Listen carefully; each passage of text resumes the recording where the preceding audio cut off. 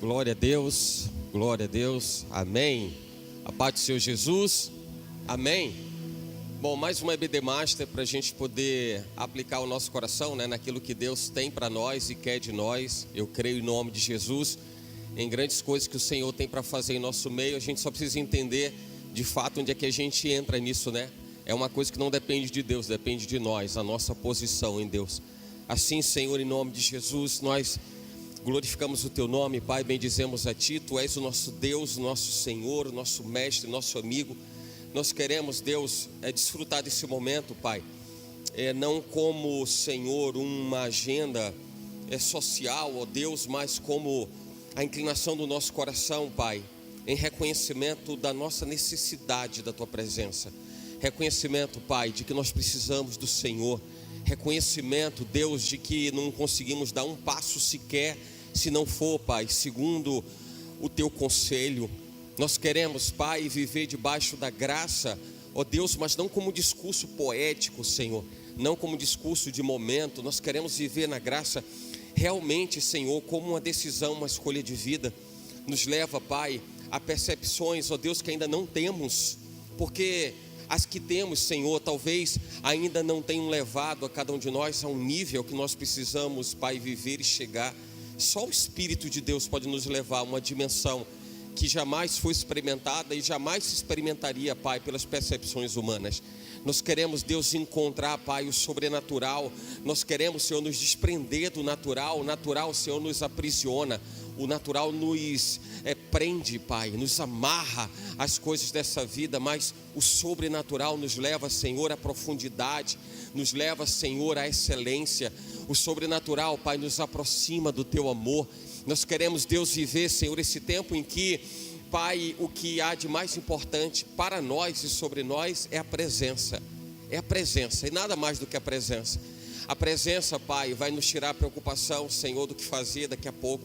A presença vai nos tirar, meu Senhor, ó Deus, da prisão deste mundo. A presença, Senhor, nos dará um senso de serenidade e tranquilidade quando os nossos dias se esvaírem, porque saberemos, Pai, que a Tua presença, Deus, quando nós enxergamos ela, Pai, na eternidade, ela será tal qual como nós vivemos nesse tempo.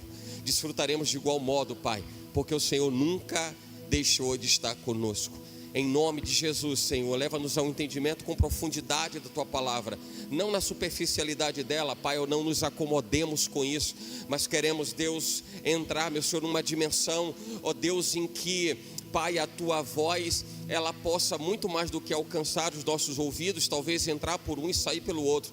Nós desejamos, Pai, que a Tua voz seja, Senhor, a frequência de um novo tempo. A frequência, Pai, que vai condicionar o nosso coração a viver conforme a Tua vontade.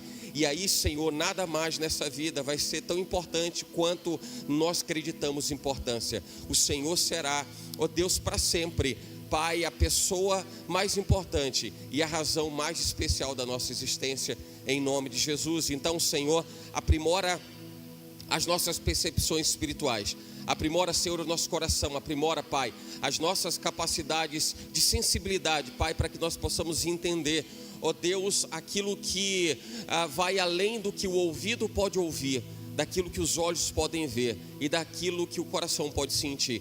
É o que o Senhor traz na Tua palavra, Pai, e diz que é o que o Senhor tem preparado para aqueles que amam ao Senhor. Ó Deus, em nome de Jesus, e nós só alcançaremos quando estivermos afinados, Pai, no mesmo tom, na mesma frequência do Teu Espírito, em nome de Jesus, amém. Glória a Deus, louvado seja Deus. Eu quero compartilhar um texto com os irmãos. Deus falou muito ao meu coração a respeito de sabedoria. E o Senhor tem algo assim tão extraordinário, porque na medida em que nos inclinamos para aprofundar alguma coisa, o Senhor nos leva a níveis mais profundos ainda. E eu cheguei um momento que eu preparava a mensagem e perguntava para Deus: Deus, onde é que vai parar isso aqui? Porque a gente não tem muito tempo para falar lá na igreja, a gente não tem tanta disponibilidade de tempo, como que vai ser isso? Mas o Senhor deu o direcionamento para que a gente pudesse falar de sabedoria e usar a sabedoria para falar dela mesma, Então, Provérbios, capítulo 1, versículo 7, é o texto que eu começo a falar com os irmãos. Capítulo 1, versículo 7. Se você encontrar, Diga amém, diga glória a Deus, diga aleluia. Glória a Deus. Provérbios capítulo 1, versículo 7. O texto diz assim: o temor do Senhor. A minha tradução, tá? E a gente compartilha a tradução da tela. O temor do Senhor é o princípio da ciência.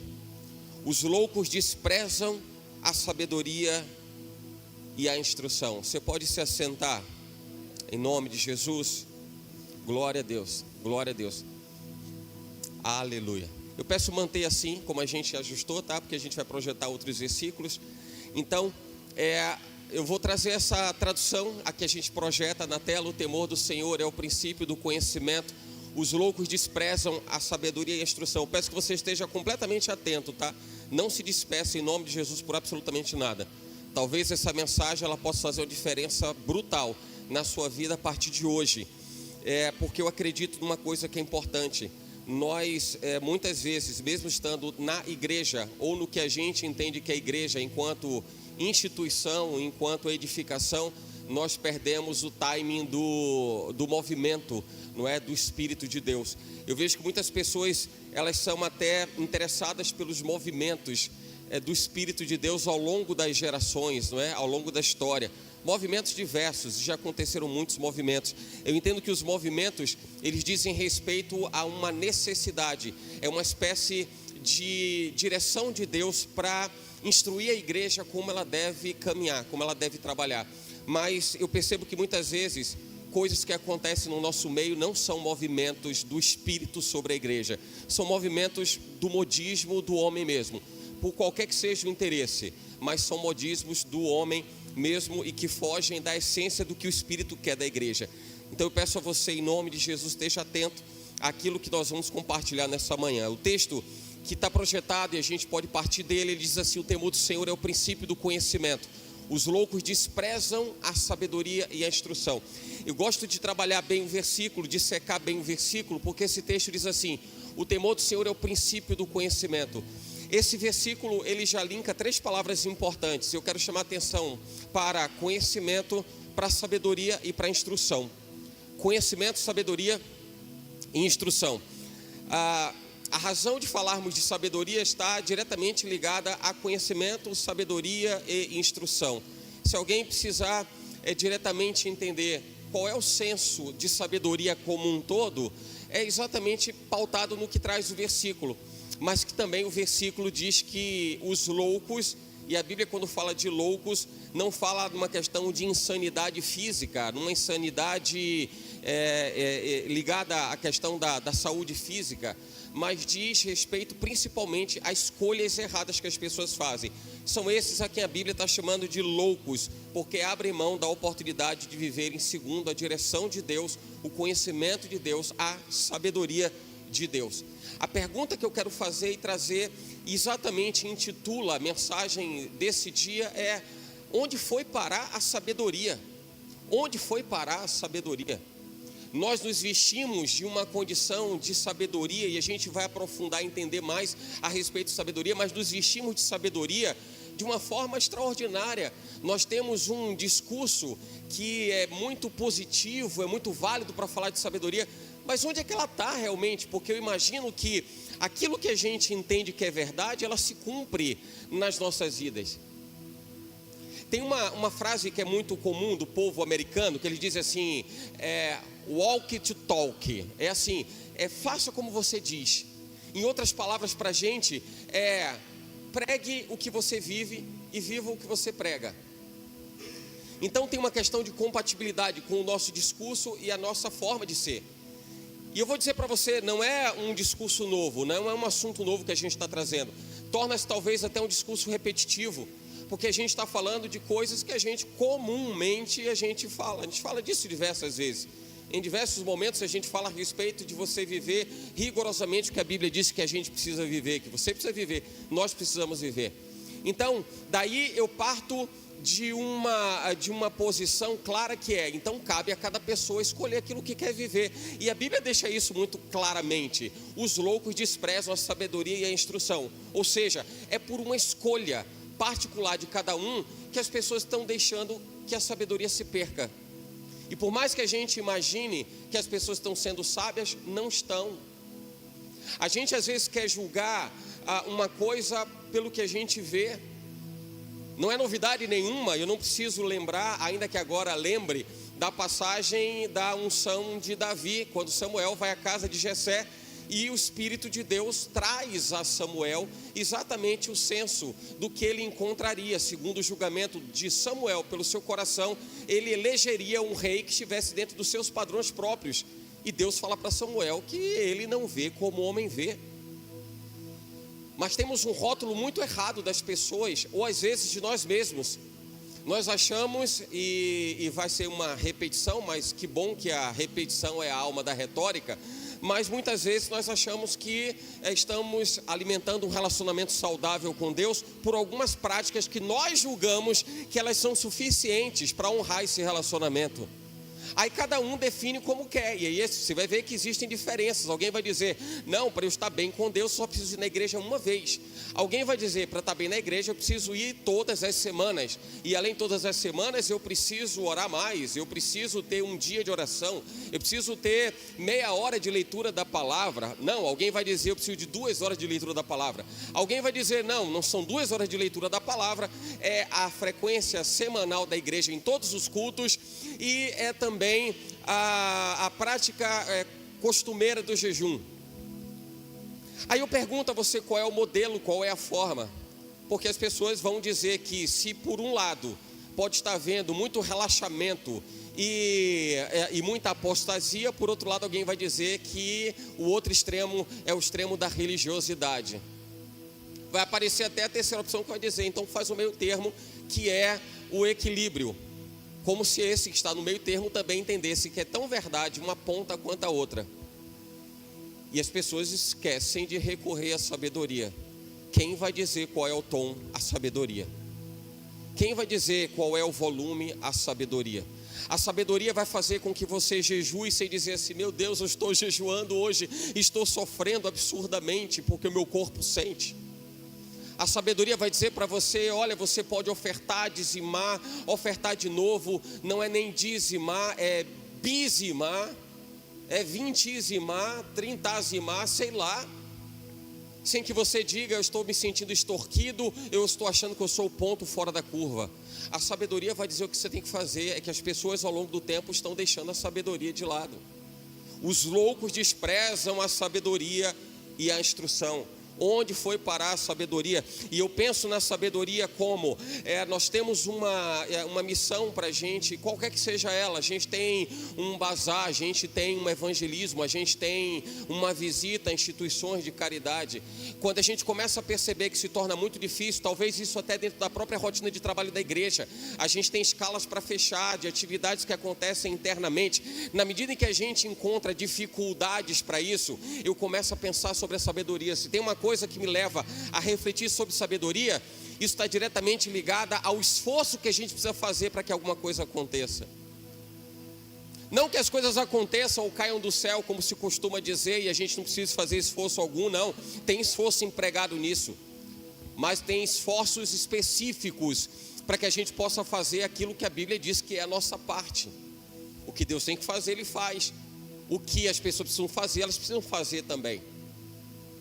Mas tem coisas que são feitas debaixo de um esforço muito grande, como se fosse necessário empregar um sentido compulsório, sabe, obrigatório, para dizer à pessoa, faça desse jeito, porque tem que ser desse jeito. Em outras palavras é assim, venha para a igreja, você tem que vir para a igreja. Aí você começa a se perguntar, mas eu preciso fazer isso de forma obrigada? Estou me sentindo cerceado no meu direito de escolha. Por mais que o objetivo seja aproximar as pessoas de Deus. Eu me lembro do apóstolo Paulo, que ele falava a respeito dele pregar o evangelho, quando ele se dedica e se inclina a fazer o melhor dele para falar de Jesus. E ele diz, eu me gastarei e me deixarei gastar por vossas almas, mesmo que, vem a ressalva de Paulo, mesmo que, amando-vos cada vez mais, eu seja menos amado. Você percebe a dor de alguém que está dizendo, eu estou me esforçando para te trazer para o evangelho e você está me rejeitando por isso? eu estou me gastando por você, eu estou me dedicando para expressar o amor que Deus imprimiu no meu coração. Eu estou fazendo isso com um grande esforço, me deixando gastar por vossas almas, te amando cada vez mais. E como o amor não é uma via de mão dupla, saiba que amor não é uma via de mão dupla. Jesus não ensina a amar porque você é amado. Aliás, se fosse desse jeito, ele nem ia para a cruz, porque ele não teve o amor de ninguém, como hoje muitas vezes as pessoas não dispensam o amor que deveriam ao Senhor, e nem por isso ele deixou de amar a cada um de nós. O amor não é uma via de mão dupla, ele vai te amar em qualquer circunstância. É um negócio louco, porque a gente não entende. A gente entende amor na via de mão dupla. Se alguém não me ama, que raio de amor eu vou dar para ninguém? Não é mais ou menos assim que a gente pensa? Aí a gente percebe que Paulo está dizendo: eu estou fazendo um esforço enorme por você. Você não entende isso. Por quê? Porque falta sabedoria. É louco. Me gastando cada vez mais, e cada vez mais sendo menos amado. Parece uma conta equivocada, até porque ela não fecha dentro da percepção humana. Mas Paulo não está fazendo uma conta para fechar segundo o seu entendimento. Paulo está fazendo uma conta dentro daquilo que ele se predispôs a viver e a fazer. Se eu prego o evangelho, eu não tenho do que me gloriar, porque essa condição me é imposta, e ai de mim se eu não prego o evangelho. Isso diz respeito à lucidez de alguém que disse sim para a sabedoria e fugiu daquilo que poderia ser considerado como o normal do comportamento humano. O livro de Provérbios, a gente leu o capítulo 1, versículo 7, que fala do temor do Senhor. A gente está falando de conhecimento, de sabedoria, a gente está falando de instrução, a gente está falando de uma série de questões correlacionadas, mas me chama a atenção que Deus proporciona que seja escrito o livro de Provérbios, e aliás essa é a razão de ser desse livro, para que esse livro seja um livro de instruções. É bem assim. O livro de Provérbios é um livro de recomendações. Qual o propósito disso? O propósito de termos de Deus a direção, a instrução, de termos a nossa estrada pavimentada para que a gente possa caminhar por ela.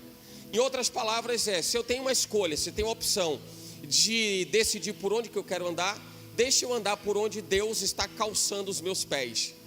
Afinal de contas, a Bíblia diz: lâmpada para os meus pés é a tua palavra, luz para os meus caminhos. Então, se a palavra é a lâmpada para os nossos pés, meu pé precisa pisar nessa palavra, no bom sentido da palavra, né? Eu preciso andar por ela. Eu preciso ter o direcionamento dos meus pés guiados por essa palavra. E essa é a grande questão do livro de Provérbios. É para trazer exatamente o senso de uma escolha que a gente vai fazer de forma intencional. Eu quero andar por esse caminho.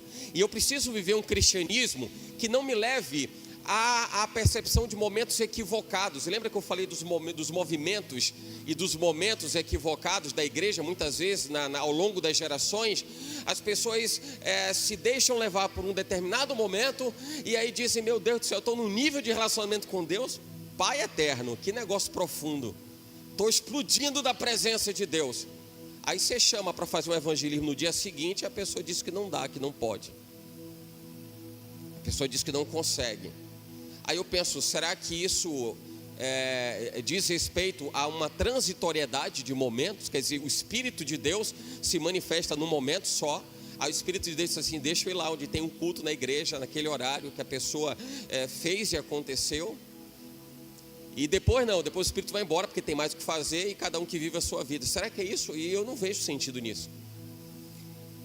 Eu entendo que a Bíblia fala da presença do Espírito de Deus, que molda um caráter inteiro, não molda alguém por apenas um momento. Molda a postura, a conduta, molda o jeito de viver, molda a vida de alguém para sempre. Simples assim. Não é momentâneo. Ah, mas aí você está fazendo vista grossa para outras necessidades da vida? Bom, eu preciso de alguma forma parar para pensar de que modo as coisas da vida são mais importantes do que a prioridade que existe em Deus. Eu vi ontem, mudando o canal num determinado programa de uma igreja, uma enquete que foi feita na rua para casais, assim, e na enquete que foi feita para casais, só para vocês terem uma ideia do que eu estou falando, nessa enquete que foi feita com casais, aí perguntou assim: qual é a prioridade do seu casamento? Aí a pessoa disse assim, uma delas, assim, um desses casais, a pessoa disse assim: prioridade primeira. Prioridade primeira, tanto ele quanto ela. Prioridade primeira. Aí se perguntou assim: então vocês, quanto você está investindo assim? Você tem tempo? Você para conversar? Você faz, acontece e tal? E a pessoa fez assim: não. E como que é prioridade? Mas é prioridade. Mas você está fazendo isso. Não, mas assim, a gente está pensando. E aí tinha uma questão relacionada a casamento. Já estão casados? Aí não está casado. Peraí, mas se o relacionamento é prioridade, você não está nem casado. Não, mas a gente está pensando. Peraí, está pensando. Você vê como o tipo do discurso que nós alimentamos parece que é um discurso feito para a gente, customizado. A gente tem um discurso que a gente quer. A gente tem um discurso que a gente quer. Quando a pessoa diz assim: não, eu estou pensando, sim, é prioridade. Mas você não está casado, não está resolvendo a questão. Não, é prioridade. Eu entendo que prioridade é: hoje eu vou me debruçar sobre esse negócio. Deixa eu ver, vai sair esse negócio. Se não sair, glória a Deus, não foi. Mas não foi por minha causa. Eu fiz tudo o que eu podia fazer para que aquilo que eu julgo ser prioridade pudesse ser feito. Quando a Bíblia fala em Mateus 6,33 de buscar pelo lugar o reino de Deus e a justiça de Deus, a Bíblia está dizendo: use disso como prioridade para você ter relacionamento com Deus, algo que realmente seja compatível com o seu discurso. Senão a gente vai alimentar aquele tipo de discurso do Deus sabe todas as coisas, Deus conhece, Ele sabe o que eu estou passando. E parece que a gente está customizando o discurso para dizer assim: fica tranquilo. Fica tranquilo. É você dizendo para você mesmo: fica tranquilo que eu já resolvi com Deus. Deus já sabe, está superado isso, está resolvido. A sabedoria se perdeu. A sabedoria se perdeu. Porque a gente não está falando mais de sabedoria segundo o Espírito Santo. A gente está falando aí de sabedoria segundo o homem. É o homem que constrói a sua própria sabedoria e fica emaranhado, fica enlaçado pelas próprias definições que ele cria, para que isso seja o seu salvo-conduto, para que isso seja o seu álibi diante de Deus. Então eu tenho um recurso para falar com Deus e dizer assim: Deus, olha, eu continuo no mesmo padrão da excelência que o Espírito requer ou proporciona para mim, mas é do meu jeito, tá? É do meu jeito. Tá tudo certo, é do meu jeito, é da minha forma.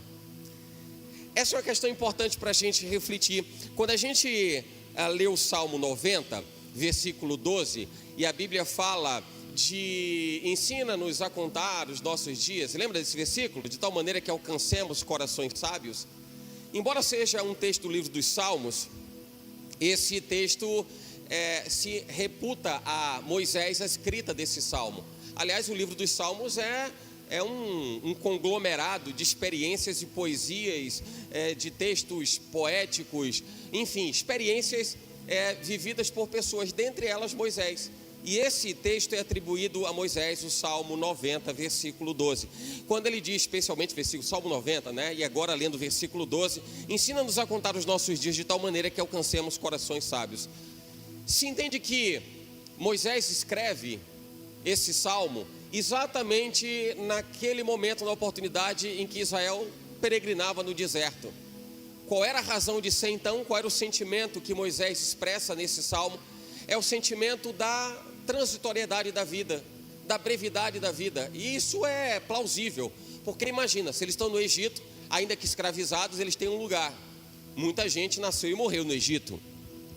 Mas no momento que estão no deserto, eles estão vivendo uma grande interrogação na vida. A gente está indo para uma terra que a gente desconhece, a gente só está seguindo a direção de Deus. Coluna de nuvem, coluna de fogo, a gente vai andando e Deus vai dando direção, Deus vai dando direção. Isso faz com que Moisés comece a pensar na brevidade da vida. Quantas pessoas morreram ao longo do tempo? Pessoas morreram ao longo do tempo. Na caminhada, pessoas morreram. Aliás, até mesmo daquela geração do tempo do Egito, só Josué e Caleb entraram na terra, então, na terra prometida. Então você imagina que em toda a travessia pelo deserto, fez com que pessoas ficassem pelo caminho. Imagina Moisés pensando a respeito daqueles que ficaram ainda no Egito, daqueles que não foram alcançados pela promessa, daqueles que abriram mão de seguirem a direção de Deus ainda que no deserto. O sentimento de Moisés é: a vida é transitória. E olha o sentimento de Moisés ligado à dependência de Deus. Nós precisamos de Deus. A gente está numa sinuca de bico aqui horrorosa e a gente vai precisar depender de Deus. Isso começa a canalizar o homem para a sabedoria. Aí eu começo a perceber que o homem começa a usar de sabedoria. Aliás, se tem momentos mais puros, vamos dizer assim, em relação ao que o homem pode entender sobre sabedoria, é quando ele está no momento de maior aperto. Normalmente, tá? Normalmente. É porque o homem percebe que não consegue fazer mais nada. Quando alguma coisa foge do seu controle, você só tem uma opção: Deus faz alguma coisa. Quando a doença é terminal, seja crente ou ímpio, o que é que as pessoas dizem? Preciso de um milagre. Deus faça alguma coisa.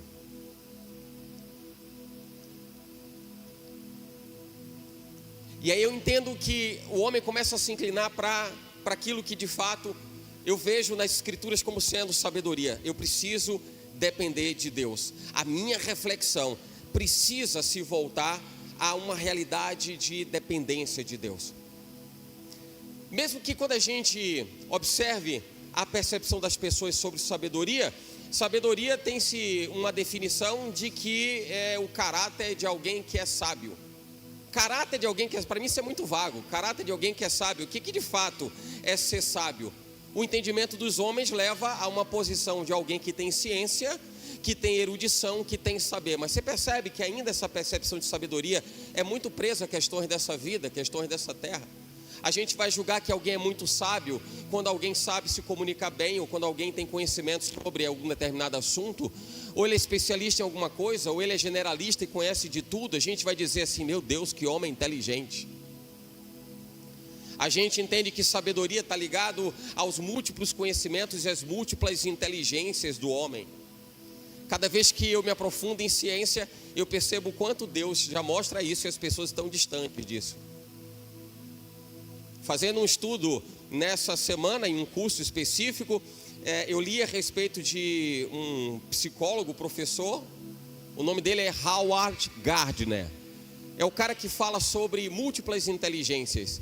Aí ele fala de inteligência cognitiva, linguística, inteligência espacial, inteligência musical, inteligência interpessoal, intrapessoal. Ele discorre a respeito de 8 inteligências. Ele fala daquilo com uma propriedade muito grande. Mas quando você lê aquilo, você diz assim: meu Deus, eu já conheci isso na Bíblia antes mesmo de ler esse material que foi produzido por um homem muito sábio, diga-se de passagem, dentro da percepção de conhecimento das coisas dessa vida. Não sei o quanto ele tem de conhecimento de Deus, mas eu vejo em tudo aquilo que ele traz, eu vejo isso revelado nas Escrituras. As passagens, o direcionamento, as falas de Jesus ou outras falas contidas nas Escrituras, a gente percebe essas múltiplas inteligências.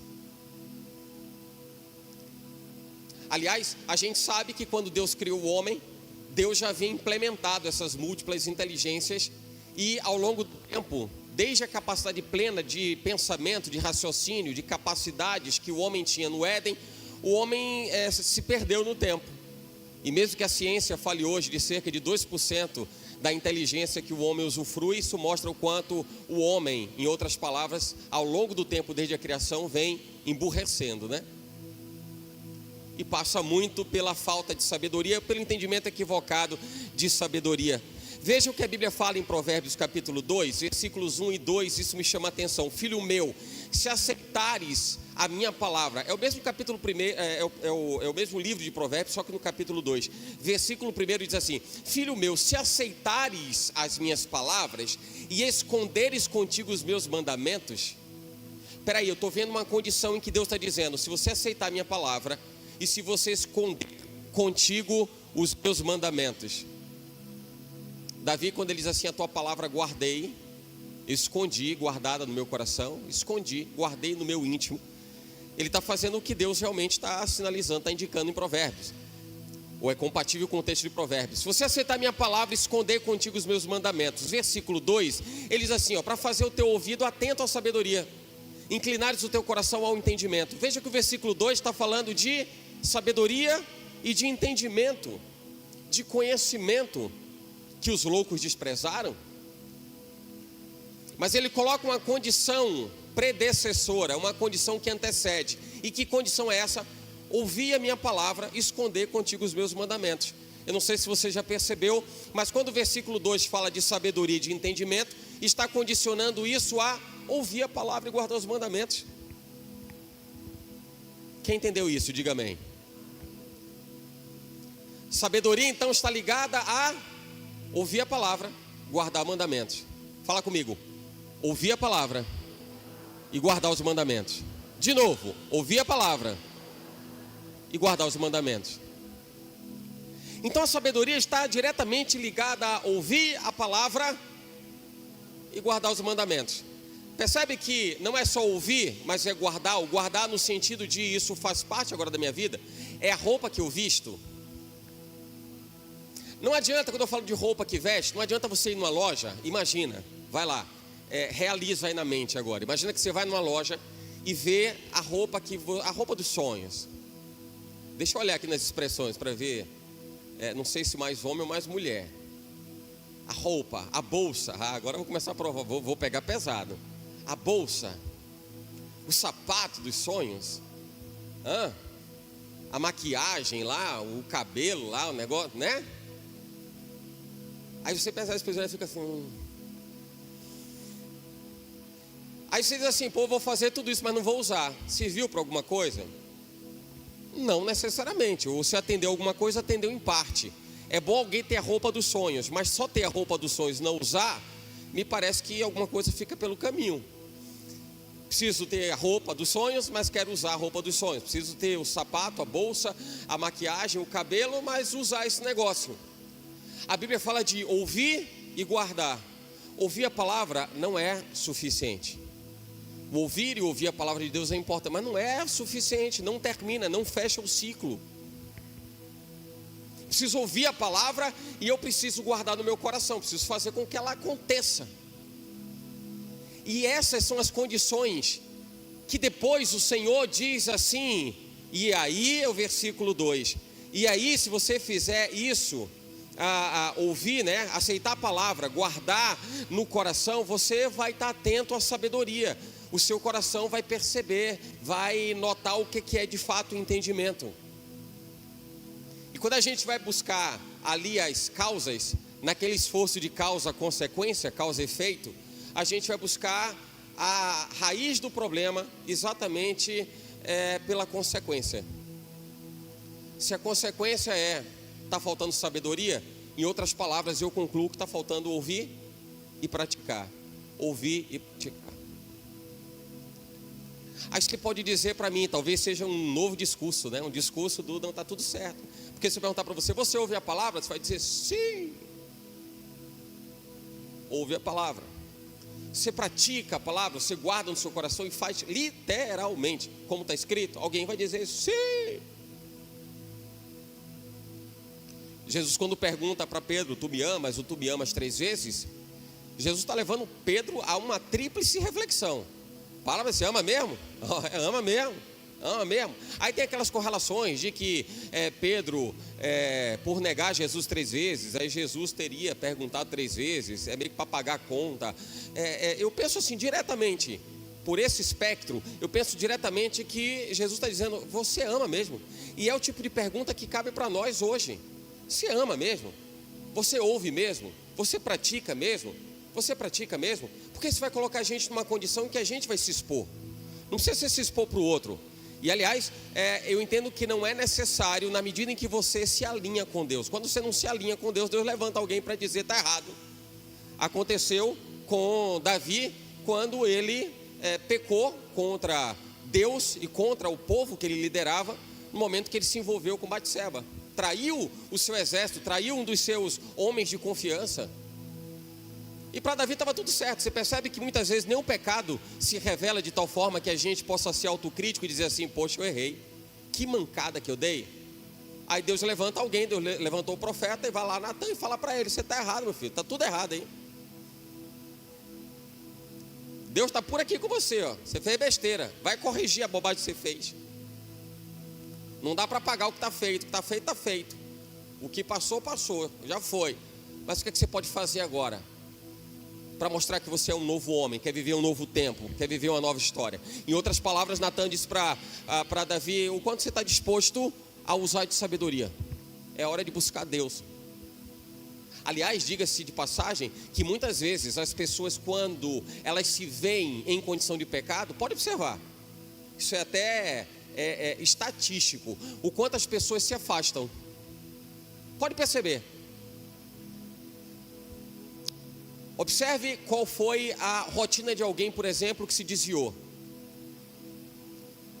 Talvez não sirva 100% para todo mundo, mas boa parte dessas pessoas você vai perceber que alguém que se desviou deixou de orar, deixou de ler palavra, deixou de se engajar nas atividades da igreja, deixou de jejuar, foi deixando, e se desviou definitivamente. E quando você diz assim: não, vamos voltar, vamos embora com tudo, a pessoa não volta, não é nem porque ela não enxerga a possibilidade de retomar o estado anterior, é porque ela tem vergonha. Ela tem vergonha. Muitos episódios que estão ligados a desviados não retornam por vergonha. E não é só voltar para a mesma congregação. Muitas vezes é nem voltar mesmo para o ambiente de adoração, ambiente igreja, seja ela qual for, não volta por vergonha. E vergonha para com Deus, vergonha para com o propósito da igreja. E é um sinal que o diabo coloca ali na vida de gente que se afasta. Você é a pessoa lá, né? Não é você diretamente, mas diz para aquela pessoa que ela é uma vergonha. E incute isso na mente das pessoas. Vergonha. Como se antes de conhecermos a Jesus não fôssemos vergonha. Como se antes, quando estávamos nos nossos delitos, nas nossas fragilidades, fraquezas, não fôssemos vergonha. O ser humano, via de regra, sempre vai ter um motivo ou uma razão que mostre que ele é uma vergonha, ou que ele envergonha o evangelho, minimamente. E por isso que a Bíblia fala da gente ser sóbrio, ser vigilante, porque muitas vezes a gente vai se ver bem com Deus, mas a gente vai escorregar de repente no trato com alguém. A Bíblia fala: irai-vos, mas não pequeis. E de repente alguém está irado de tal forma que peca sim. Mas está bem, alguém que dá glória a Deus, aleluia, que pula, que dá cambalhota. Mas isso mostra a fragilidade do homem, para que ele não se desprenda nunca de Deus. E essa é uma condição da qual a gente não pode se eximir. A gente precisa de Deus o tempo todo, irmão. Por isso que eu falo, aliás, a própria Bíblia mostra o ciclo do que é o dia. O dia começou, ele vai embora, acabou. Tem gente que faz a sua projeção de cristianismo para um tempo longo. Eu sou crente, uma vez crente, crente para sempre. E eu enxergo o cristianismo como sendo um desafio diário. Isso se eu não enxugar mais, espremer mais a coisa, para que a gente possa melhorar no dia, no próprio dia. Mas se você entender esse ciclo diário, começou o dia hoje, ele vai embora daqui a pouco. Eu não posso me valer do que eu fiz hoje para dizer amanhã que eu sou crente, está tudo certo, glória a Deus, aleluia. Amanhã eu vou ter um novo desafio. Amanhã eu vou ter que enxergar tudo que eu vivi no dia anterior e que eu julguei como sendo importante para poder ser lastro de uma vida, de um exemplo, uma vida em Cristo, um exemplo a ser seguido. Eu vou ter que fazer isso amanhã também. E depois também, tudo começa de novo, tudo começa do zero. Porque nós estamos num mundo onde nós estamos suscetíveis, sujeitos a essas variações. É por isso que a Bíblia, quando fala da pessoa de Deus, da excelência e grandeza de Deus, diz que nele não há mudança, nem sombra de variação. Na eternidade a gente vai viver esse status, num lugar onde não vai haver mais mudança nem sombra de variação. Imagina se alguém no céu vai dizer: meu Deus, estou preocupado em pecar. Não, já está numa condição onde o pecado não permeia, onde o pecado não transita, onde o pecado não existe. Mas enquanto na terra estivermos, vai ser uma luta de todos os dias. Todos os dias. E não adianta você se colocar, ou nós nos colocarmos num pedestal, num andor, para dizer assim que a gente está bem com Deus, bem com Deus, bem com Deus, porque a gente pode estar de pé agora e daqui a pouco escorrega e comete um grande infortúnio, uma infelicidade, a gente faz uma bobagem. Quem está entendendo, diga amém. Não perde a sua atenção, em nome de Jesus. Eu quero trazer exatamente esse sentimento da relação direta que existe entre sabedoria e a palavra de Deus. Sabedoria e palavra de Deus. E para que eu possa ser mais exemplificista, trazer mais exemplos, eu preciso realmente encaixar isso na nossa rotina, irmão. Preciso encaixar isso na nossa rotina. Essa palavra acho que é um neologismo, eu criei, ela nem existe. Mas eu preciso aplicar isso à nossa rotina. Eu não posso me fazer valer de um cristianismo que eu suponho seja o cristianismo perfeito e abrir mão de servir ao Senhor da maneira que leve alguém a conhecer Jesus. Eu não posso achar que o problema é do outro. Eu não posso achar que uma atividade desenvolvida pela igreja é algo que não diz respeito a mim. A gente faz parte de um negócio que negócio no bom sentido, não é pejorativo da palavra. Eu estou falando da gente fazer parte de alguma coisa que nós temos algo em comum. Eu sei que o seu coração vai ficar muito feliz quando num determinado culto a gente tiver 10, 20, 30, 50, 100 conversões num único culto. Imagina 100 pessoas entregando a vida a Jesus num único culto. 1000 pessoas entregando a vida a Jesus num único culto. 5.000 pessoas entregando a vida para Jesus num único culto. E entregando de fato. Não é aquela coisa de foi na frente. Foi na frente não é entregar a vida para Jesus, tá? Foi na frente, foi na frente. Entregar a vida para Jesus é mudança de paradigmas, é decisão mesmo acertada, uma definição, uma escolha para sempre. Então, 5.000 pessoas que entregaram as suas vidas para Jesus. Imagina isso acontecendo. O nosso coração fica feliz por isso. Mas para que isso aconteça, a gente acha que vai ser por acaso, literalmente por acaso. Possivelmente vai ser o anjo Gabriel vai anunciar e as pessoas vão ver. Vai ficar visível, as pessoas vão ver, né? E a gente começa a definir formas que Deus poderia usar para poder fazer isso acontecer, como se essa não fosse a nossa obrigação. É a nossa obrigação.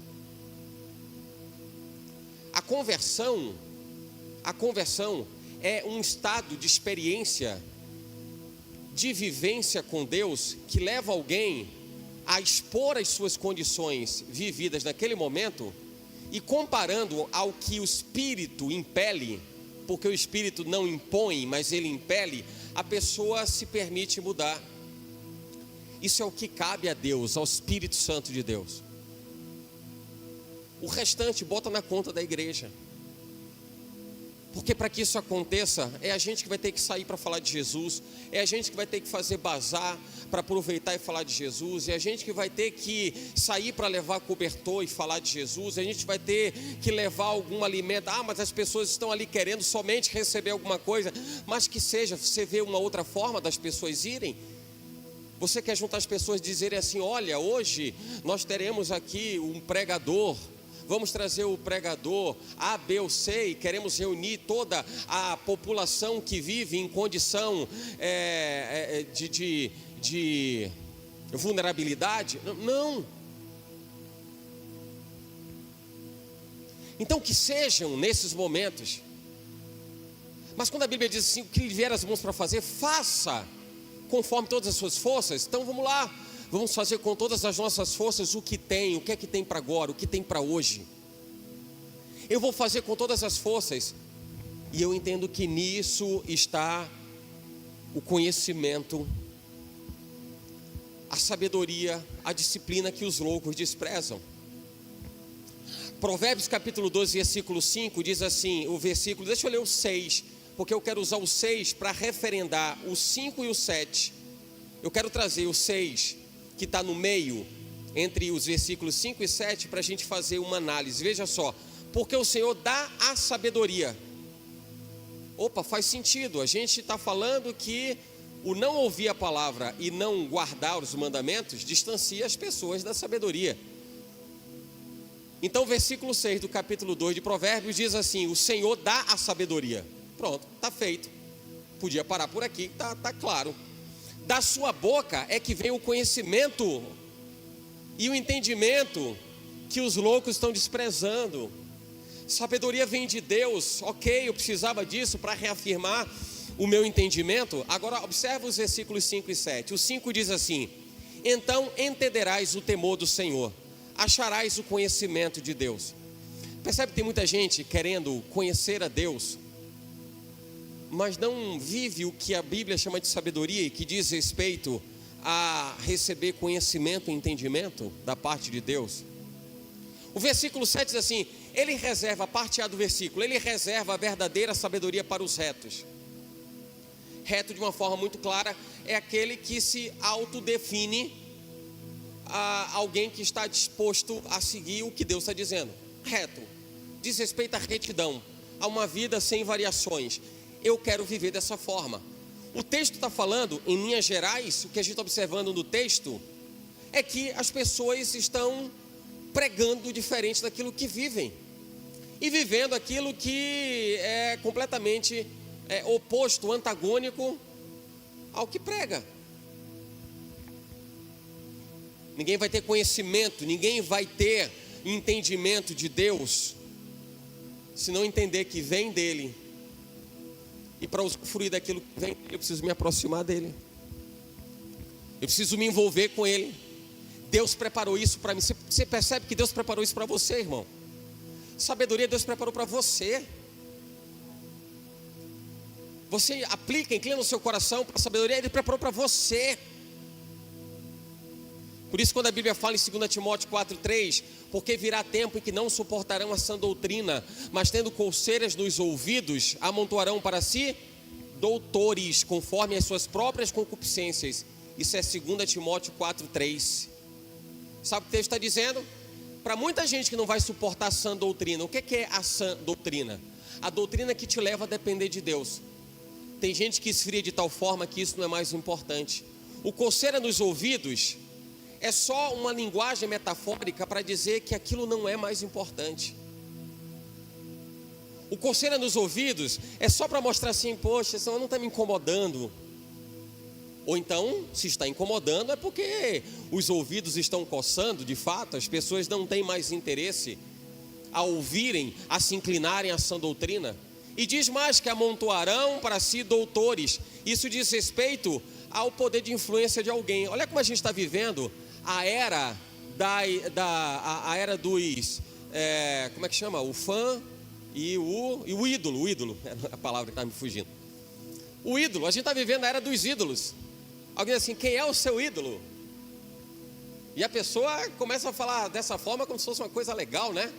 Que ele escolhe alguma coisa, meu ídolo.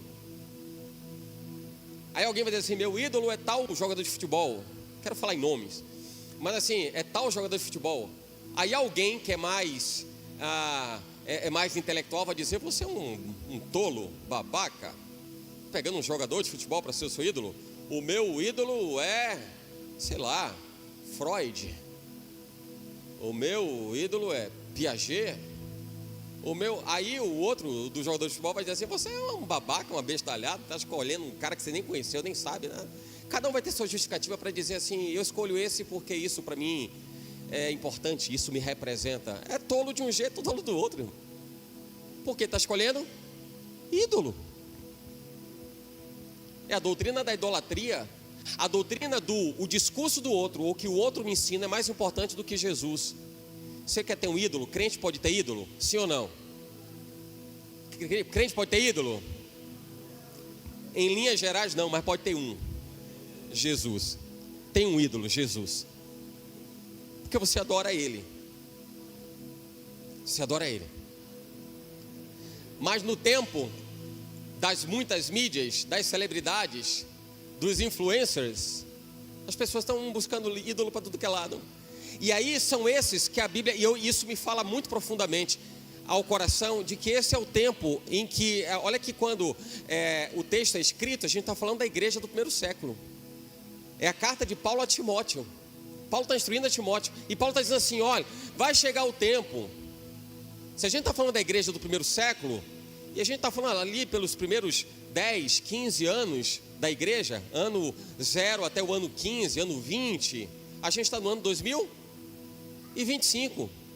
Já se passaram 2020 anos, mais ou menos, 2015 anos de lá para cá. E quando Paulo falava assim, vai chegar o tempo, eu acho que o tempo chegou, e a gente está nele. Diga, ai, misericórdia, pode ser. E aquele que está de pé, cuide-se para que não caia, para que você não substitua Jesus por qualquer outra coisa que você idolatre, para que você não ache que Jesus é menos importante. Você precisa empregar o seu tempo para estar no curso, para estar no cinema, para estar na praia, para estar no baba, para estar no shopping, para estar viajando num contexto de desprendimento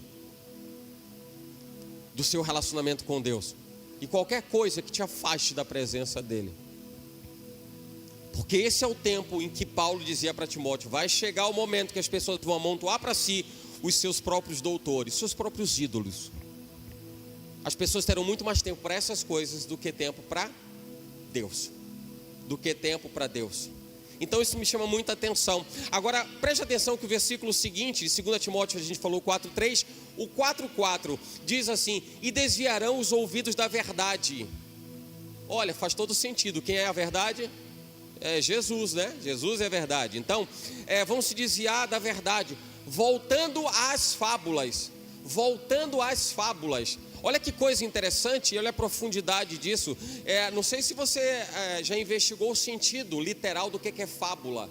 Fábula normalmente a gente conhecia pelas histórias de infância. Fábula de, sei lá, de Três Porquinhos. Fábula de que mais? De Aladim. Fábula de qualquer outra coisa. Lobo mau. É Chapeuzinho Vermelho, né? Você está fazendo propaganda do lobo? Ah, porque tem a dos Três Porquinhos. Ah, porque já serve para Chapeuzinho, já serve para os porquinhos. Exatamente. Aí o texto fala de fábulas. Sabe qual é o sentido literal do que é fábula? Fábula, duas coisas me chamam a atenção em relação à fábula. Uma das definições é história inventada.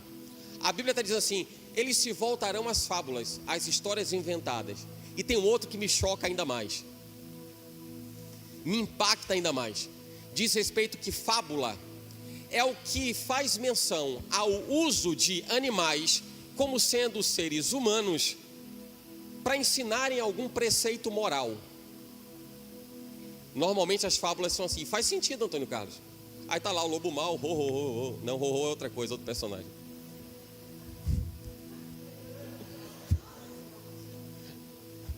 Mas é fábula também. Então fábula diz respeito a história inventada. Veja se faz sentido. Se fizer, você dá amém, glória a Deus. Fábula faz menção a uma história inventada. E a definição que me impacta ainda mais é que diz respeito ao uso de animais se comportando como se fossem humanos. Isso é dicionário. Se comportando como seres humanos para trazerem um preceito moral. Quando eu investiguei isso me impactou profundamente. Porque se você parar para entender quem é que era animal, fez-se como um humano e ensinou um preceito imoral, inadequado, errado, e desviou a direção de Deus para o homem. Quem foi? Quem foi a serpente? Quem foi o animal que, conversando como se tivesse a sabedoria e o entendimento, a capacidade de inteligência do homem, que conversando com a Eva, disse para ela: não, você pode comer do fruto da árvore do conhecimento.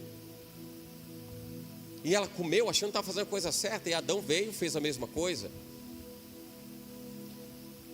Ou será que isso não diz respeito ao que a definição chama de fábula? Animais em postura ou comportamento semelhante ao humano e que ensinam um preceito supostamente moral, ensinam alguma coisa que é verdade, e as pessoas vão cair nisso, caem na armadilha. Isso é fábula. O que o texto está dizendo, e eu vejo o Senhor fazendo menção a: preste atenção, que o diabo continua usando das mesmas estratégias, continua usando de fábulas. E a fábula dos dias de hoje é: você não precisa ir para a igreja todos os cultos, você não precisa participar das atividades da igreja, não precisa nem ofertar, você não precisa nem dizimar. Deus sabe do seu coração, Deus sabe que você pode guardar o dinheiro e você gastar todo, torrar ele naquilo que você quiser, a besteira que for, a bobagem que for. Não precisa se preocupar, você não precisa ter o senso de responsabilidade com a igreja, com o corpo. Igreja existe antes de você nascer, e se você partir, a igreja vai continuar existindo. Se não houver antes o arrebatamento, a igreja vai continuar na terra. Então não precisa. Então as pessoas vão levando uma vida direcionada pela fábula, a fábula, a fábula, a fábula. E o pior é que as pessoas pegam a fábula, vivem a fábula e ainda dizem glória a Deus e aleluia. Glória a Deus e aleluia. Sabe por quê vivem assim? Porque desprezam a sabedoria e a instrução, que só pode vir de Deus. Só pode vir de Deus. O texto de 2 Timóteo 4:2 ainda diz assim: que pregues a palavra, enches a tempo e a fora de tempo. E aí me chama a atenção quando ele fala assim: corrija, repreenda e exorte, com toda a longanimidade e doutrina. Mas corrija, repreenda e exorte. Corrija, repreenda e exorte. A gente está vivendo um tempo em que não cabe para muita gente a correção, a exortação, a repreensão. Porque se cada um, pense comigo, se cada um pode ser o que quiser, existe certo e errado? Nessa visão existe certo e errado? Cada um pode ser o que quer. Então quando alguém corrige, repreende, quando alguém chama atenção, essa pessoa, você acha que ela é bem vista ou ela é mal vista? Mal vista. É alguém que está fora do sistema. Se eu posso ser o que eu quiser, não tem problema, eu faço o que eu quiser. Aliás, a pessoa só se encaixa a uma regra, a regra dos homens. Então aquilo que um determinado jurista ou um corpo de juristas definem como uma lei a ser seguida, se alguém não fizer o que está na lei escrita pelos homens, esse é um contraventor, um criminoso, qualquer coisa ele vai preso. Não estou falando dessa nossa lei que é tão limitada, tão fechada e tão específica da sociedade brasileira. Eu estou falando da direção de Deus, da lei de Deus, da instrução de Deus, que engole isso que os homens criaram de uma forma brutal. Como é que alguém vai entender ou vai aceitar correção, vai aceitar exortação, se cada um pode ser o que quiser? Não tem mais certo nem tem errado. Alguém, por exemplo, que uns anos atrás entendíamos que era alguém que estava roubando um determinado ou furtando um objeto de alguém, isso é errado. Nos dias de hoje não é tanto, porque a pessoa pode estar passando necessidade. Ela pode precisar furtar alguma coisa de alguém para ter o que ela precisa. E tem muita gente que diz assim: é verdade, é isso mesmo.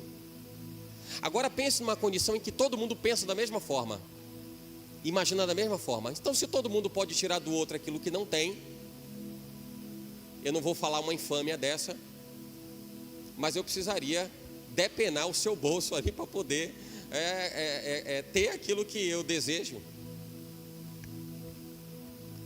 Faz sentido isso, irmão? Hoje em dia parece que faz.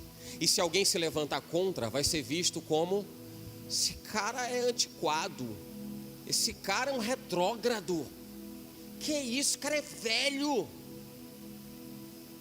tá louco, quadrado, mesmo tendo uma fisionomia redonda, quadrado. Aí você nota o quanto os valores vêm se perdendo. E eu falei de que o homem tem emburrecido ao longo do tempo, e de fato isso acontece. Eu preciso de sabedoria. Sabe por que eu preciso de sabedoria? Por quê? Anota isso como uma primeira e relevante consideração a ser feita. Por que eu preciso de sabedoria? Provérbios capítulo 2, versículos 10 e 11.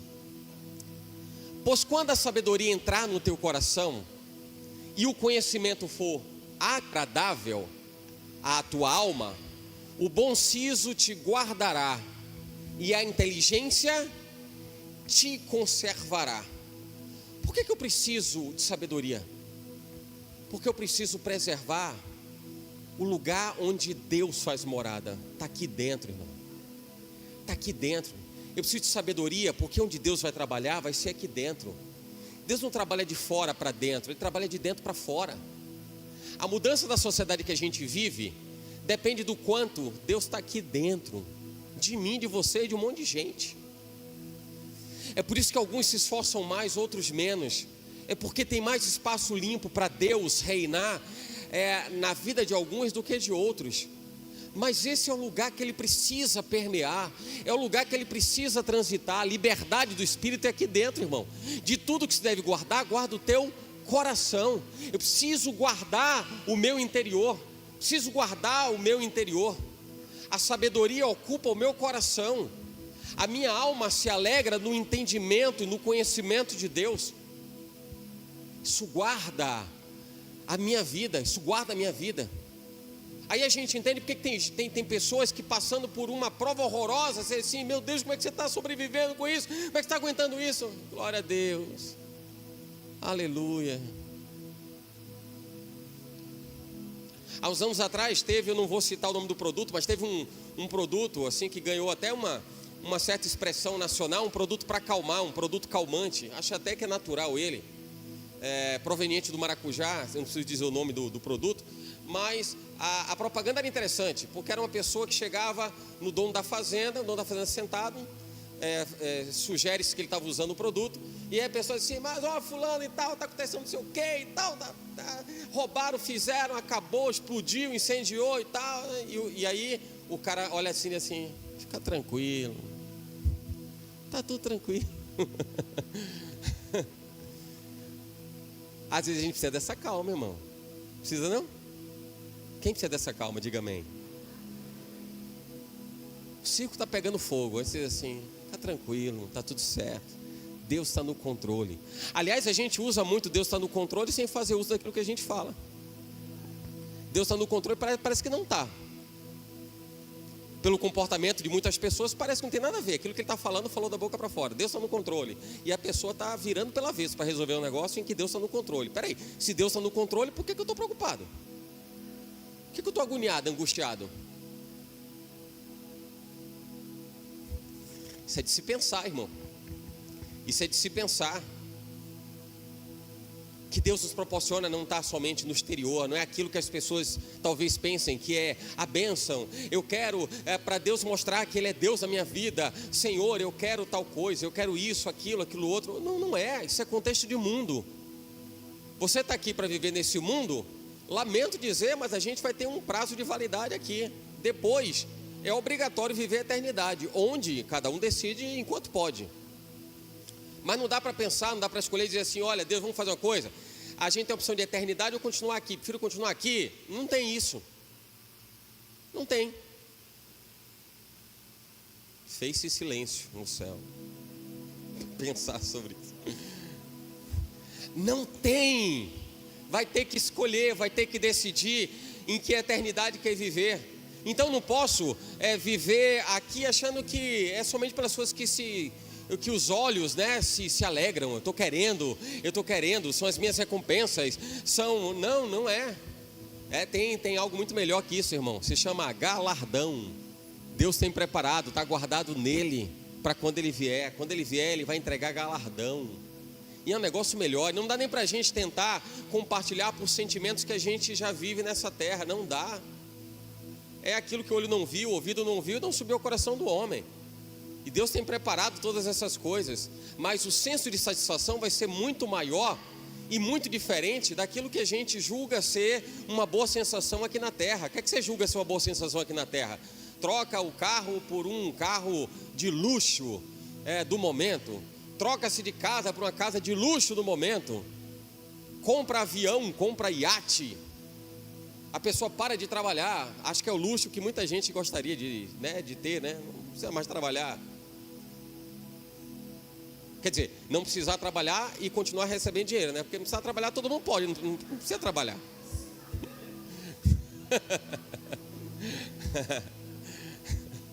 Não é, irmão, não é de fora para dentro, é de dentro para fora. É de dentro para fora. Deixa Deus ocupar o seu coração. Deixa Ele ocupar a sua alma. Deixa Ele ocupar a sua alma.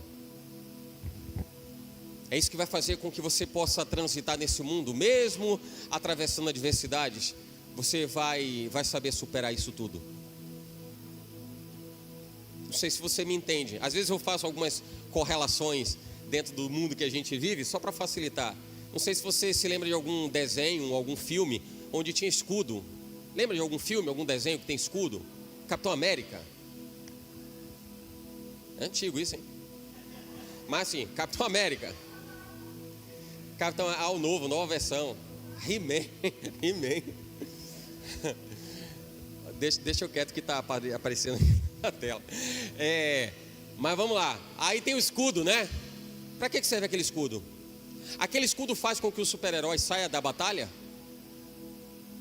Aí o Capitão América diz assim: tem um escudo. Onde é que está o problema? Está ali. Ai, meu Deus do céu. He-Man, tem um escudo? Ele tinha escudo, tinha, né? Não. Só espada. Você assistiu o He-Man errado. Hã? Mas vamos lá. Aí tem o escudo. Você já viu alguém que está com o escudo sair correndo porque está com o escudo? Não, quando está com o escudo, aí o que ele faz? Agora que eu vou para cima mesmo. Deus te dá escudo para quê, irmão? Para você fugir da guerra. Deus te dá escudo. Por isso que a Bíblia fala do escudo da fé lá em Efésios. Escudo da fé não é para você fugir da guerra. Escudo da fé é para você ir para a guerra.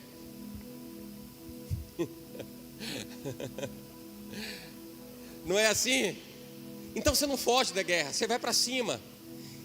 E quando você guarda a sabedoria, quando você vive rigorosamente a palavra de Deus, escuta, inclina o seu coração para isso, você está fazendo uso de um escudo. Isso vai fazer com que você passe por adversidade, dificuldades, problemas, e você vai só usando o escudo. Vai escudo. Não é? A Bíblia fala de se desviar da aparência do mal. Lembrei de outro filme. Qual é o filme que as pessoas vão se desviando? Qual é?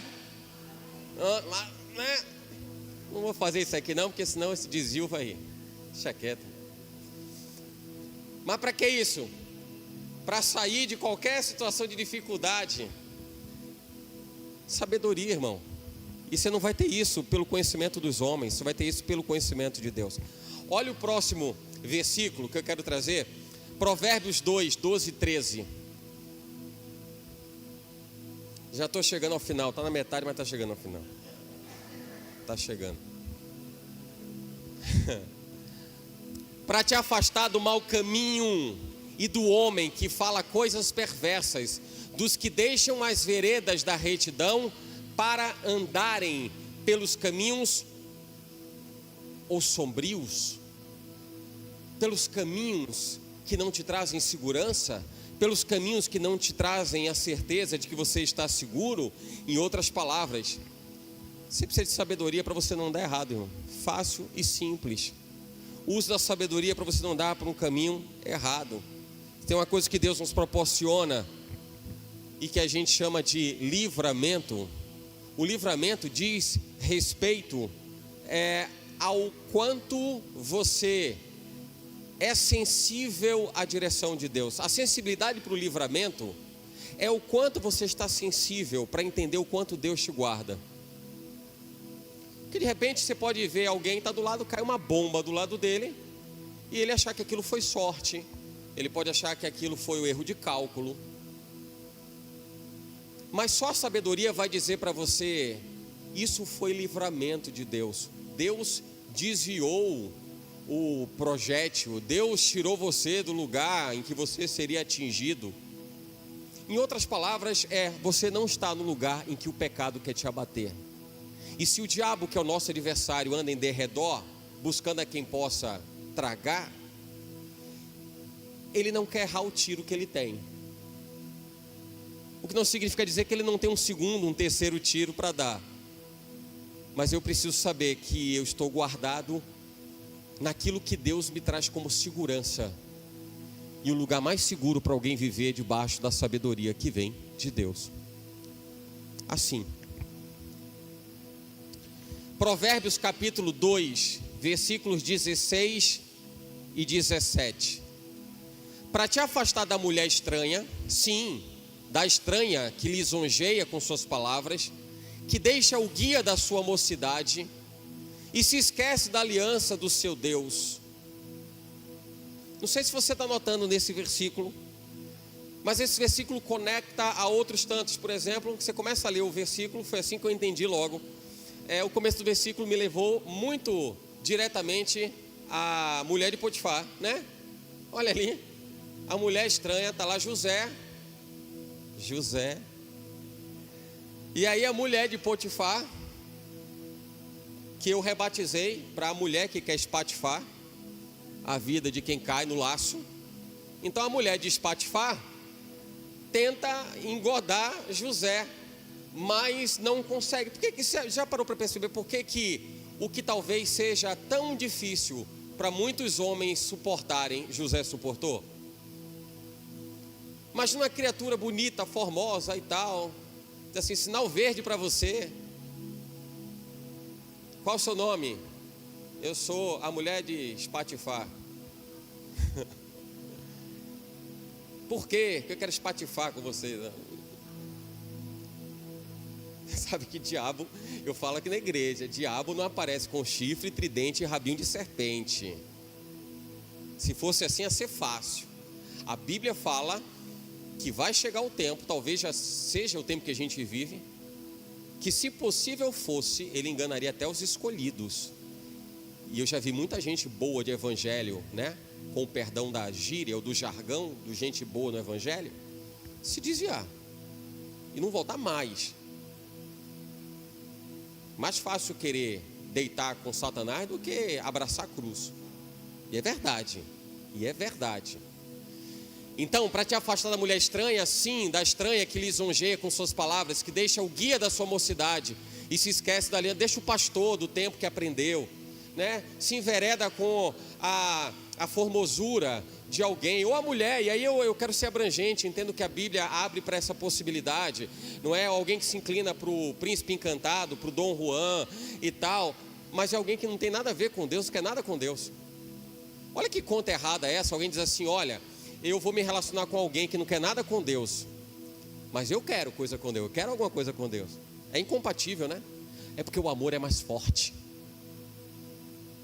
Aliás, é por causa do amor que a gente está vivendo, que está vendo hoje, viu? Mas não vou entrar nesse detalhe não. Então, eu preciso guardar a sabedoria. Por que eu preciso guardar a sabedoria? Para que Deus possa me livrar das companhias erradas, da direção errada, da instrução errada. Deus precisa me livrar da orientação equivocada. Deus quer me livrar desses laços que são proporcionados pela vida. Deus quer me tirar dos caminhos equivocados. Eu preciso de sabedoria. Eu não posso agir por conta própria, eu não posso agir por vontade própria. Eu preciso colocar a minha vida na direção de Deus. Onde é que está a sabedoria? Na direção de Deus. Eu disse que eu estava encerrando. Provérbios capítulo 2, versículos 20 e 22. Para andares pelos caminhos dos bons e te conservares nas veredas dos justos, porque os retos habitarão a terra e os íntegros permanecerão nela, mas os ímpios serão arrancados da terra e os aleivosos serão dela exterminados. Por que eu preciso guardar a sabedoria? Pelo que o próprio livro de Provérbios, a gente está tratando e fazendo um estudo com base no livro de Provérbios, livro de sabedoria. E o que Provérbios 2, 20 ao 22 quer nos ensinar? É que guardando a sabedoria, o Senhor, Ele me firma no caminho do justo. Eu preciso de sabedoria para que eu seja o justo, para que eu seja o reto, mas para que eu não seja o ímpio, para que eu não seja o aleivoso. Eu preciso viver nessa terra como um reto, eu preciso viver nessa terra como um justo. Eu preciso expressar aquilo que Deus me fez para ser. Porque muita gente tem vivido como cauda, mesmo sendo chamado por cabeça. Porque muita gente tem vivido aquém do que Deus tem proposto para ela antes da fundação do mundo. É Deus desenhar um projeto e a pessoa dizer: para com isso, Deus, me dá uma borracha, eu apago tudo que o Senhor escreveu e eu mesmo me escrevo o que é que eu quero para mim. Isso é sabedoria. Isso é sabedoria. E é a sabedoria que vai te dar solidez de vida. É a sabedoria que vai te dar consistência de vida. Não é somente fazer por fazer. É perceber o que é que eu devo fazer de fato. Seja por direção literal e direta de Deus, seja pela direção de Deus através de alguém, pastor, preletor, adorador. Mas a minha frequência precisa ser uma frequência que me conecte a Deus. E aí eu vou entender se as outras frequências estão na mesma sintonia. Antes de alguém compartilhar as coisas dos outros e dizer assim: olha aí, glória a Deus, aleluia. Você não sabe, irmão. Alguém fez, alguém falou, você não sabe. Senão pela sensibilidade do Espírito, para você entender se a frequência é a mesma. Não é por alguém dar glória a Deus ou aleluia, não é por alguém carregar uma Bíblia, não é por alguém fazer um movimento, não é. Para você perceber o que é ou não é de Deus, recorra à sabedoria.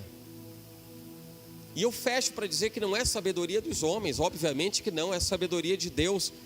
Coisa que a gente entendeu que a sabedoria está diretamente ligada a ouvir a palavra e guardar ela no coração, a fim de colocá-la em prática, a fim de dar materialidade para ela, de fazer ela acontecer mesmo. E eu encerro com Tiago, capítulo 1, versículos 4 ao 6. Abra esse texto, se você puder abrir na sua Bíblia. Abra esse texto, Tiago, capítulo 1, versículos 4 ao 6.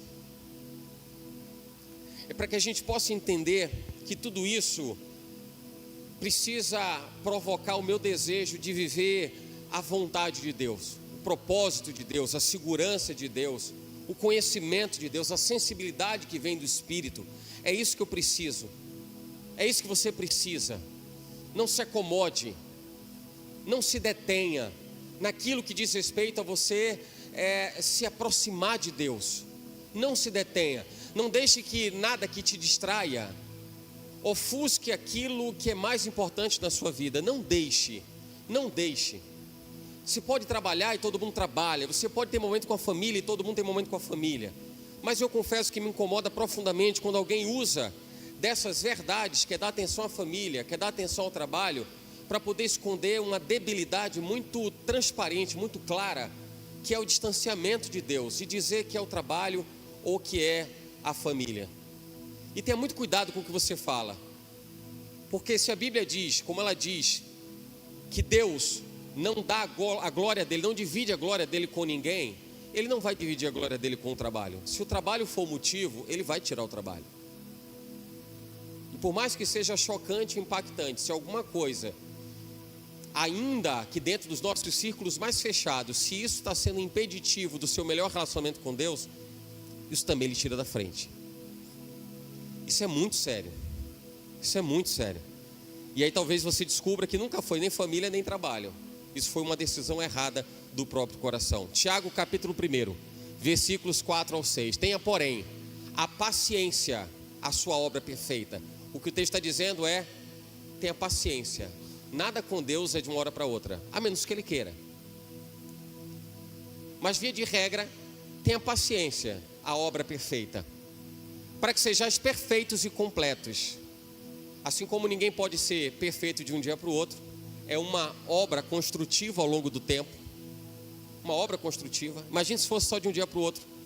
Alguém se converteu. Imagina a ideia do apóstolo Paulo. Se converteu de um dia para o outro. No domingo ele era perseguidor da igreja. Na segunda ele passou a ser parte da igreja. E na terça-feira ele voltou a ser perseguidor de novo. Não existe isso.